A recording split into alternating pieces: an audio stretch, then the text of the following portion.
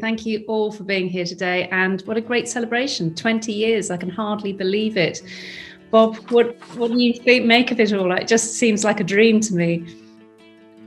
When I was fortunate enough to be in the position of chairman of Sunderland, I could create this unique charity. The rest is history. I never would have imagined we would have come on this long journey. And what's most pleasing is the foundation is for all, and not just for the people of the city of Sunderland, but for County Durham, South Tyneside. And what our staff and delegates have achieved over the 20 years is simply incredible. But I couldn't be more proud to be patron.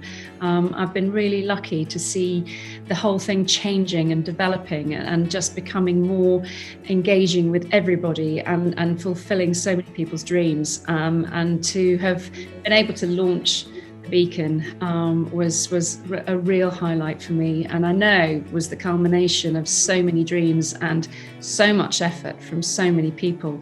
So it's been a wonderful journey, and it's certainly not stopping now. So still got a lot of work to do, and it's forever changing. And I think that's what's so clever about the foundation, that it's always adapted to the needs of the people. That's who it's there for, and that those are the lives that they change, and they do it so very, very well. So I couldn't be more proud. Yeah, how exciting. Ladies captain, that's wonderful. And you've been supported by the foundation and everything, so tell me a bit about what you've been doing with them. Yeah, thanks for that, Mum.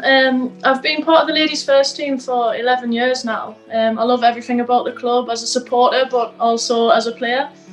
I started playing football at the age of 4 years old, but I was fortunate enough to then get picked up by the foundation at around 7 or 8 years old. And they've immensely helped me in my career, whether it's been on the pitch or off the pitch. They've helped with my teamwork skills, confidence, how to conduct oneself. Hello Josie, how are you doing? You're obviously at home at the moment. Tell me, how's that going?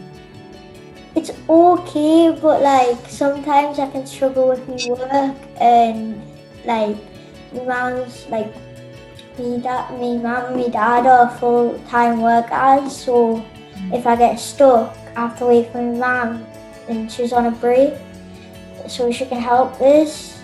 And it's hard sometimes. It is hard, isn't it? Yeah, and it must be very frustrating for you. I really do. I really empathise with you. It's not easy, but you're not alone. Well, good luck with everything, Josie, and don't worry about the schoolwork. Just stick at it, and hopefully you'll be back at school soon.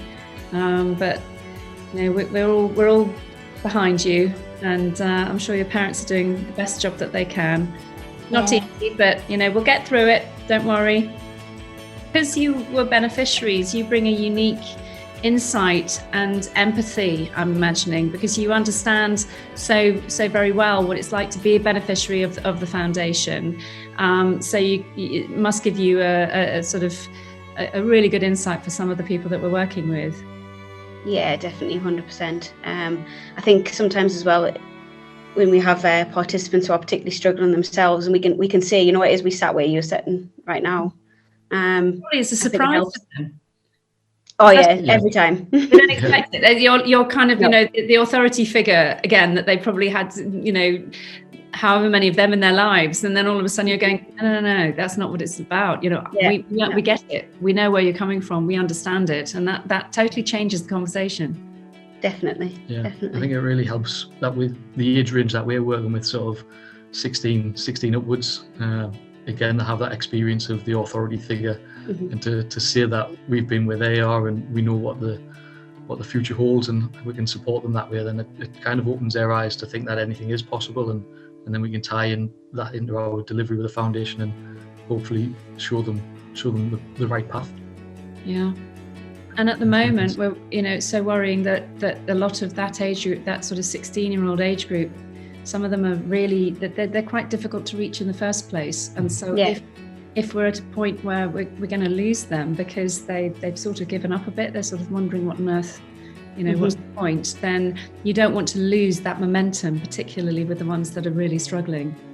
Yeah, definitely. Yeah, it's that age, like you say, it's that age range, and they're making sort of, should be that age where they're making sort of difficult life choices of what they do next, and industries aren't booming as they used to, and their career paths are kind of closing on them, and it's trying to show them that there are doors, there are opportunities, and just it's down to sort of hard work and passion and enthusiasm for it.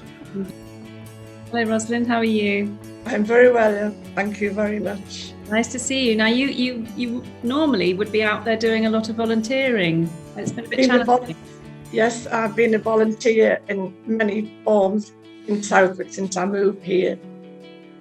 And that is something that's really, it helps you, it keeps you going. No matter how your life is, there's always someone worse off. Oh, yes. You're obviously an absolute stalwart and what would be described as a pillar of the community, and thank you so much for what you've been doing. But it's probably been has it been a bit tricky for you to be volunteering? I'm on Zoom now 3 days a week, and that has taken away the loneliness, because I look forward to having these three days, but just knowing that there is someone at the end of that Zoom and talk to, do your fitness, do your quiz, and on a Friday it's football banter. It's all about the team that I've supported since the late 50s. So I just want to wish everybody well. Stay safe, stay well, but to mark this anniversary and hope that later in the year maybe we can get together and actually have a proper celebration. And I know that it's not easy at the moment, but actually be interesting, because I'm sure there'll probably be some positive takeaways that you can utilize in the future from this whole experience that might with efficiencies and hybrid models and things that will actually serve the community even more in the future. So we've got to look on the bright side. We've got to say, right, what can we take away from this situation? And I know that you'll be doing your best to do that. And again, I mentioned earlier on that the foundation is always flexible to the needs of the community, and that's what makes it so incredibly special. And already you're picking up on issues that are current right now. I don't see them going away anytime in the near future, and it's going to be interesting to see how long they go on for. But I know that the foundation will always be there for the community and for those needs.